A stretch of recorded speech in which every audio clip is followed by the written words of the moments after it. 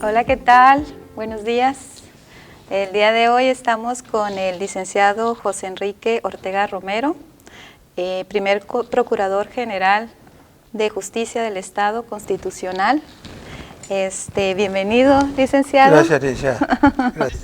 Yo guardo grandes y hermosos recuerdos de la Procuraduría porque realmente arrancamos con ella. Fuimos los primeros en ocupar el edificio principal primero de la Procuraduría en 1976. Y pues no era tan grande la paz ni tanta la problemática que con todo el personal de la Procuraduría nomás ocupamos el 50% del edificio que está a un costado, ¿no? Y hay grandes recuerdos muy amenos. Algunos, como todas las cosas, pues se generan problemas en este tipo de instituciones, ¿no? Pero en lo general fue una experiencia muy buena, ¿no? Soy aquí originario de La Paz, nací en 1942, hace muchísimo tiempo. Mi niñez y mi juventud la viví en la Avenida Revolución, la casa que está situada en Avenida Revolución y Reforma. Hice mis estudios primarios mi kinder, le llamábamos párvulos en aquel tiempo, en un jardín de niños, no recuerdo su nombre. De ahí estuve en escuela primaria 20 de noviembre, la secundaria en José María Morelos y Pavón, y como en aquel tiempo, pretérito, no había preparatoria aquí, me fui a hacer los estudios preparatorianos a la Ciudad de México. Allá cursé mis 2 años de preparatoria en un instituto que se llamaba Vasco de Quiroga, y después accedí ya al estudio profesional a la Escuela de Derecho de la Universidad Autónoma de México, pasando a formar parte de la generación 61 de abogados, ¿no? Aquí en La Paz, pues mi juventud, mi infancia, mi vida de joven fue muy tranquila. Era una ciudad muy chica, no había televisión al principio, después ya llegó el señor Francisco King con la televisión, de tal manera que nuestro tiempo los jóvenes lo ocupábamos en hacer deporte, en seguir a las gentes connotadas, a los muchachos más grandes que fueran estrellas del deporte, eran nuestros ídolos, tanto en el béisbol, el básquetbol. Se realizaban en aquellos tiempos unas olimpiadas que les llamaban territoriales porque éramos territorio federal, y competían las diferentes delegaciones, o subdelegaciones, delegaciones como San José del Cabo, subdelegación como Todos Santos, Santiago, La Paz, Comandú, Mulegé, Santa Rosalía, y eran muy reñidas y muy competidas y había mucho pique.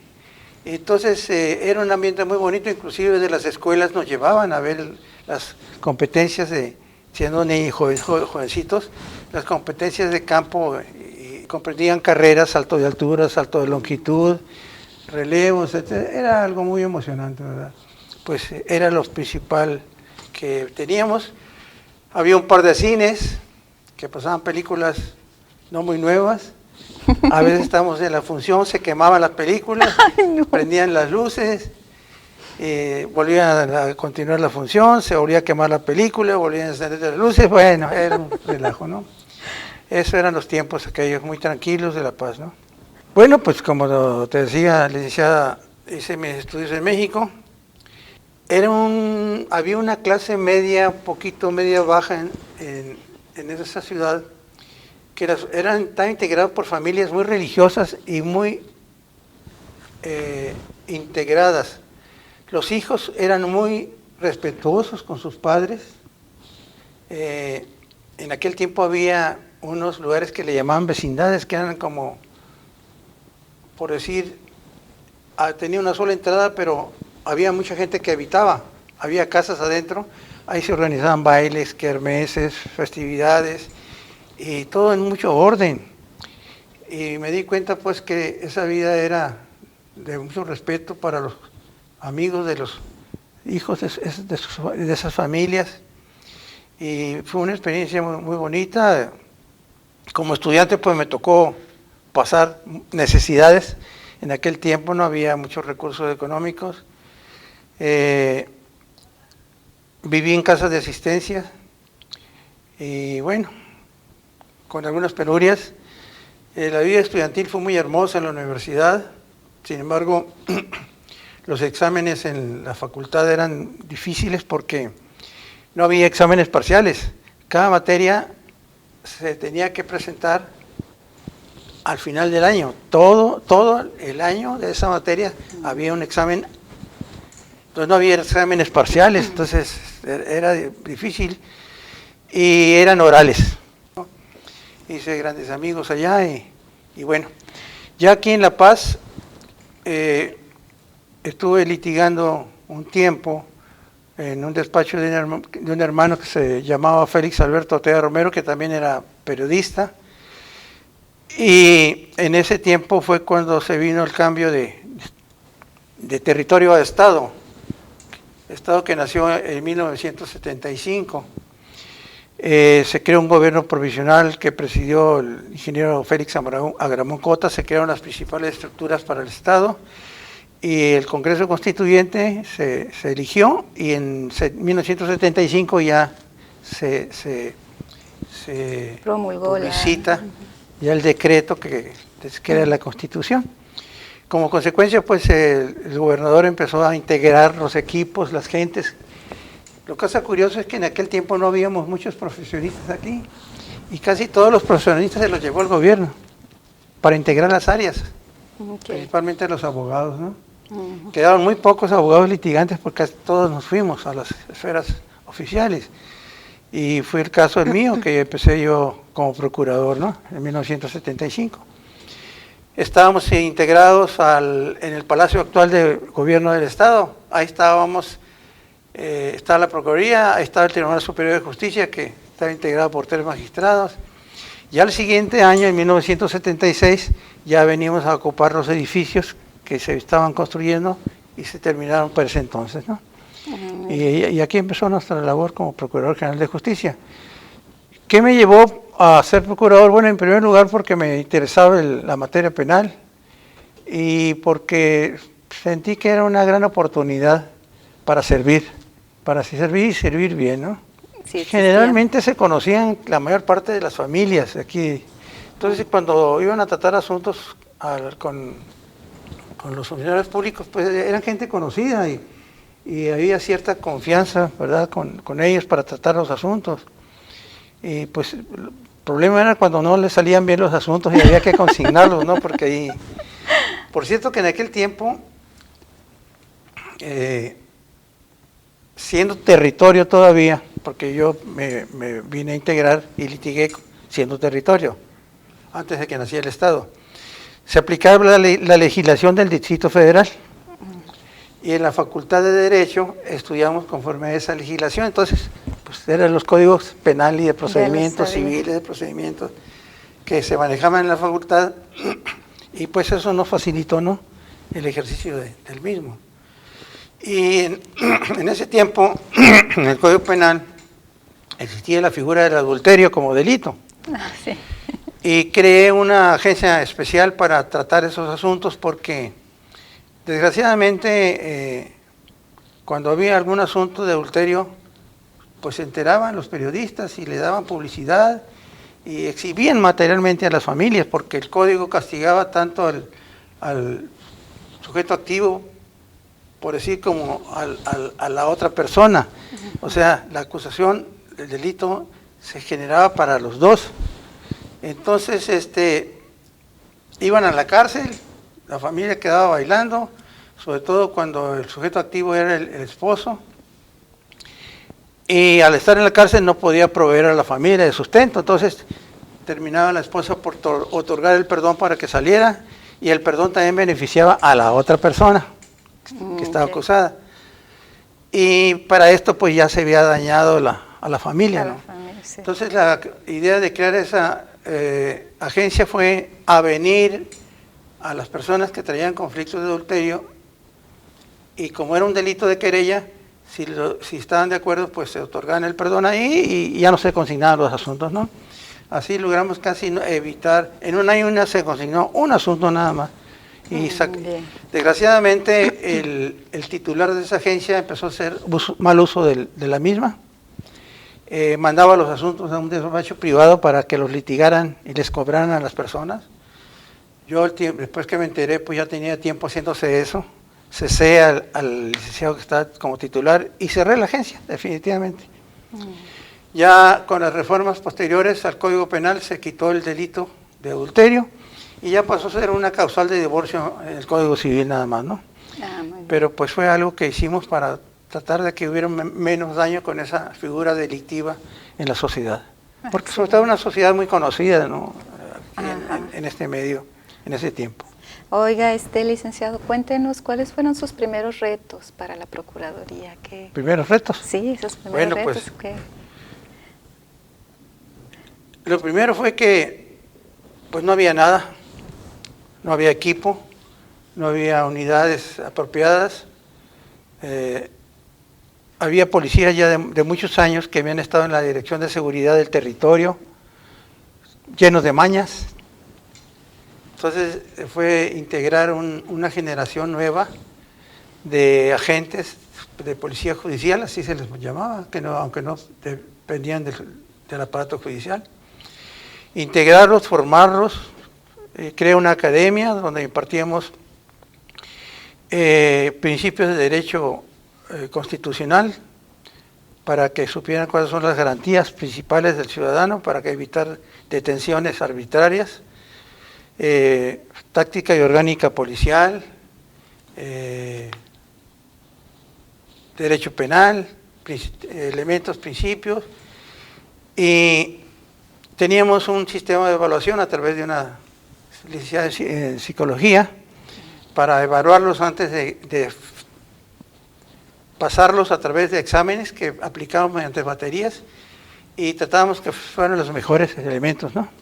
Aún así, pues, surgían 2 o 3 que nos daban problemas, ¿no? Pero fue tratar de generar una nueva visión, ¿no? generación, perdón la expresión, la repetición, de policías con una nueva mentalidad, sobre todo de servicio a la comunidad. Lo mismo hice con los agentes del Ministerio Público. Yo siempre estaba vigilando las agencias para que trataran bien a las personas y sobre todo a las personas humildes, porque siempre las personas humildes les dejaban para después, les decían, no señores, esas son las que deben atender primero, porque no tienen, muchas veces se vienen con sus familias sin desayunar y ustedes están ahí llevándose muy bien con los abogados de las personas que traen asuntos, déjenlos para después, primero atiendan a la gente más necesitada. Y siempre estaba vigilando y pendiente de eso, ¿verdad? Ahí estaban ustedes. Porque la institución del Ministerio Público es una institución de buena fe. Y bueno, creo que las cosas marchaban más o menos bien. Fuimos formando las primeras unidades con radio, fueron las que yo integré. Llamaba mucho la atención de la ciudadanía de los carritos con una antena arriba. Y creamos una central de radio, unidades con radiocomunicación. Y en las delegaciones a los ministerios públicos les pusimos radios de onda corta para que tuvieran también comunicación con nosotros, ¿no? Muy bien, ya está. Inclusive a una avioneta del gobierno del estado le integramos un radio. Bien. Que se llama, nos permitió el gobernador para búsqueda y rescate de gente perdida qué interesante. en el mar y en el monte. Y nos daba muy buenos resultados porque cubríamos una gran superficie, una gran área con la avioneta, ¿no? Fácil. Quienes hacían la investigación eran los agentes. Quienes tomaban las declaraciones eran los agentes de policía judicial, sin la presencia de abogados defensores. Entonces pues, salían rapidito las investigaciones y las consignaciones, pero pues había posiblemente malos manejos. No, o sea, a ver, no sé, no te lo puedo decir, pero eso es lo que yo como litigante, antes de ser procurador, pues tramitaba amparos con muchos otros abogados para echar abajo esas consignaciones, pero eso era importante, ¿no? Que se investigara, porque no hay que olvidar que el cuerpo del delito se integraba con los elementos materiales de la figura penal. y la figura y la presunta responsabilidad con aquellos elementos que hicieran presuntivo la participación del elemento activo conforme a la figura delictiva. Entonces, el Ministerio Público en aquellos tiempos bastaba con que estimara la integración material del cuerpo del delito, ¿sí? Okay. Homicidio, no el cuerpo físico, sino el homicidio, El vínculo. la certificación médica, el arma homicida, los testigos, etcétera. Ese era el cuerpo del delito. Y la presunta responsabilidad, porque de acuerdo con el tiempo y las circunstancias, es Juan Pérez era el que estaba ahí, que traía las manchas de sangre, etcétera, etcétera, ¿no? Y le bastaba al Ministerio Público con esos elementos para consignar al juez, ¿no? Si el juez estimaba que el cuerpo del delito y la presunta responsabilidad no estaban bien integrados, le devolvía la averiguación al Ministerio Público. Entonces pasaba a la Dirección de Averiguaciones Previas, me daban vista a mí y volvíamos a integrar la averiguación de mejor manera y la volvíamos a consignar. Y ya entonces ya generalmente ya pasaba, ¿no?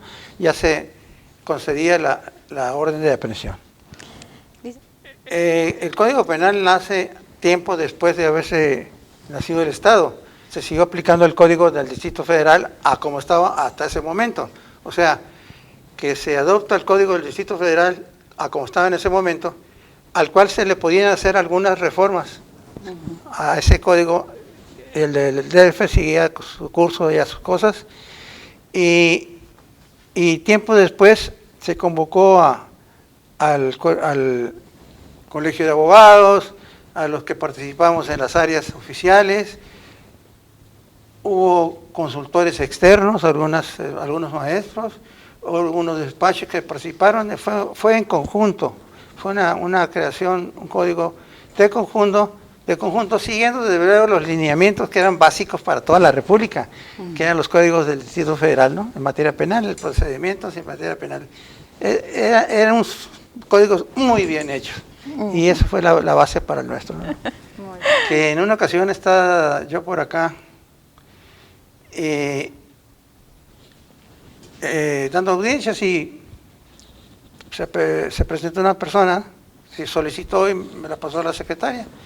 Y ya le dije, señora, estoy a sus órdenes, que se le ofrece. Y la señora se me quedaba viendo así con extrañeza. Y dije, yo voy a estar nerviosa. No, señora, con toda confianza, dígame en qué le puedo servir. Se me queda viendo. Es que yo quiero tratar el asunto, pero no con usted, me dijo. Me dijeron que viniera a ver al Güero Ortega. Y es que toda mi vida me dijeron güero, y hasta la fecha, mis amigos que me conocen toda la vida, me han dicho Güero Ortega, aunque tengo 3 nombres, me llamo José Enrique Valerio, pues me dicen Güero Ortega. Y la señora pues no me vio muy güero ya por entonces y no estaba muy convencida inclusive de que fuera yo el procurador, ¿no? Hubo un procurador muy cercano al presidente en ese tiempo, Alanis Fuentes, y teníamos reuniones en toda la República con él, y él decía Procuración de Justicia con Sentido Humano. Y de ahí salió la idea de integrar en las procuradurías salas de espera para los que cometían delitos por hechos de tránsito, mujeres o bien fueran hombres, pero los separamos, pusimos muy bonita la sala, la alfombramos con uso telefónico, podían visitar los familiares, y fue por lo mismo, ¿no? Para darle un sentido más humano a la cuestión, ¿no? de la consignación de delitos, sobre todo por hechos de tránsito que pues generalmente son delitos que no son intencionales, no son imprudenciales. Accidentes. Servir a la gente, ¿no? Fue lo que más me gustó. Servir a la gente, estar pendiente de las cosas. La verdad, en una ocasión hubo un abuso de unos policías, me enteré, traté de solucionar el asunto de la mejor manera con la familia, pero pues se fueron a quejar con el gobernador. Y fuimos motivos de un informe de gobierno donde el gobernador señaló fuertemente que no debía haber abusos en el manejo de los policías, ¿no? Y nunca pensé que estuviera vivo todavía. Nunca imaginé en aquel tiempo. En aquel tiempo la gente moría de enfermedades que hoy están sumamente controladas. Ya los 60 años ya era edad de muerte. El promedio de vida no era muy grande. Actualmente rebasa los 80 años. Entonces, pues yo nunca imaginé que andaría por aquí en entrevistas con ustedes, ¿no? Y yo, gracias a Dios que me ha permitido tener tantas experiencias. Después de ser procurador tuve otros cargos públicos. Fui oficial mayor de gobierno, fui presidente municipal, secretario de la Contraloría, fui diputado local. Bueno, fui hasta director de seguridad y tránsito, fui subsecretario de gobierno, para terminar mi ejercicio primeramente fui magistrado del Tribunal Superior de Justicia, primero como presidente, después como magistrado supernumerario, tuve 9 años en el Poder Judicial y ahí me jubilé, ¿no? Entonces fue una carrera que me permitió ir teniendo muchas vivencias, tanto en lo político, porque también estuve en el Instituto Político como presidente, con el Partido Revolucionario Institucional, y pues vivir en aquellas comunidades de aquellos tiempos, ¿no? Donde había muchos acercamientos de los gobernadores con las comunidades, con los poblados, sobre todo los que estaban más alejados por la costa del Pacífico, los más alejados en el municipio de Mulegé, el más grande del país, por cierto. Y abarcamos donde quiera estábamos, y donde quiera nos mandaba el gobernador a comisiones, y creo que fue una época muy bonita, ¿no? Poder servir en esas circunstancias, ¿no? Pues tiene cosas muy buenas, tiene otras cosas que son criticables, pero creo que se puede perfeccionar. Y va conforme al avance, ¿no? Que tienen que tener todas las instituciones, ¿no? No te puedes quedar en el pasado, ¿no? Así es. Está como en la cuestión judicial también, pues ya ahora, y sobre todo en la Procuración de Justicia, ya está siendo digitalizado. No, nosotros no nacimos en los tiempos ahora de los niños que le quitan el celular a los papás para ponerse a jugar y meterse donde le da la gana. Fíjense, sistema de cómputo que tuvo el gobierno del Estado fue una máquina que tenía la necesidad de ocupar 4x3, una localidad de 4x3, era un super aparato, una maquinona, tenía que tener cierta temperatura, fue la primera computadora que tuvo el gobierno del Estado y lo usaba para picar tarjetas para las cuestiones de empleados, ¿no? Y ahora que todo el mundo trae una supercomputadora en un teléfono que tiene 1000 aplicaciones que yo creo que nadie las puede controlar. Y en aquellos tiempos, pues, con dificultad teníamos la vía telefónica, el teléfono de voltecita, de operadoras, pero de alguna manera pues se vivía con más tranquilidad porque las comunidades eran más pequeñas y no había tanto índice delincuencial, ¿no? Como procurador me gustaba convivir con la policía. Hacíamos comidas, festejábamos ciertos onomásticos, premios, siempre fui muy dado a dar premios a los mejores agentes. Los fines de año hacíamos nuestras celebraciones, hacíamos competencias de tiro, porque yo compré en Estados Unidos una cargadora de cartuchos, entonces no había problemas para comprar pólvora. Entonces teníamos manera de estar formateando cartuchos y siempre teníamos para prácticas, entonces hacíamos competencias de prácticas, hacíamos mesas redondas, me gustaba juntarme con los comandantes para que me dieran de su ronco pecho lo que había que decir. Nunca acusaban al jefe de la policía, no se animaban. Le decían, hablen, no, le decían, no va a ir mal. Entonces siempre tuve un acercamiento, lo mismo con la policía preventiva. Quiero decirles que cuando yo fui presidente del tribunal, me llevaba y le pareció muy buena la idea al gobernador, Víctor Licea Olivar, me llevaba a los magistrados al Cerezo para que ahí dieran audiencia a los presos, para que ahí los presos les reclamaran a los jueces y magistrados el por qué sus asuntos no caminaban, y me los llevaba allá. No les caía bien, pero me los llevaba. Quiero decirles que dejé de ser presidente del tribunal y se acabó eso. ¿Verdad? Entonces yo creo que hay que llevar a los servidores públicos donde están los problemas, ¿no? A mí me tocó recoger los muertos del ciclón Lisa. Como procurador, no había el plan de N3 militar de aquel tiempo. Alguien me fue a avisar a casa de mi mamá que había unos ahogados. Me fui para allá en un safari que tenía yo ahí, en la Procuraduría. No, empecé a ver, así estaban los muertos del lecho del río. Y tuve que bloquear la carretera porque empezaron a entrar curiosos y todo lo demás y a robarse tanques. Y en trucks, le llamamos, en camiones estibábamos los muertos. Nosotros recogimos cerca de 800 cuerpos, mayor parte niños. Fue tan fuerte la fuerza del agua que las mujeres nada más, el puro sostén, era lo que tenían. Muchos cadáveres de niños, era una cosa impresionante. Es que antes del ciclón Lisa estaba totalmente urbanizado el arroyo. Si ustedes ven una fotografía antes del ciclón, antes de que se poblara el arroyo, después se pobló, ya no hubo arroyo, y después del ciclón Lisa quedó como antes, puro arroyo. Entonces a nosotros nos tocó recoger los muertos y guardar orden mientras llegaba el ejército y mientras llegaba la policía preventiva, ¿no? Tenía yo guardias de policía, dejé guardias en la policía judicial y con ellos me fui. Fue una cosa realmente impresionante. Teníamos un cuerpo y fue tanto la presión del agua que la arena la tenían pegada en la cara.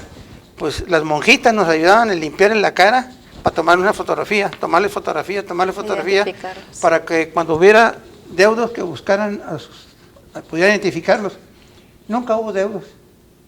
Yo creo que también se ahogaron todos. Posiblemente. Fueron casi más la gente que pidió buscar entre los muertos a sus seres queridos, ¿no? Una vez más me avisan en la noche, licenciado, se está preparando una fuga, están cavando un túnel. Ah, sí, ya fuimos, ya nos dimos cuenta, ¿no? Y nos pusimos afuera por donde estimamos que iban a salir los presuntos fugados, y ahí está. Hasta que uno sacó la cabeza. ¡Órale, vas para afuera! Eran como tres, los agarramos y los volvimos a meter.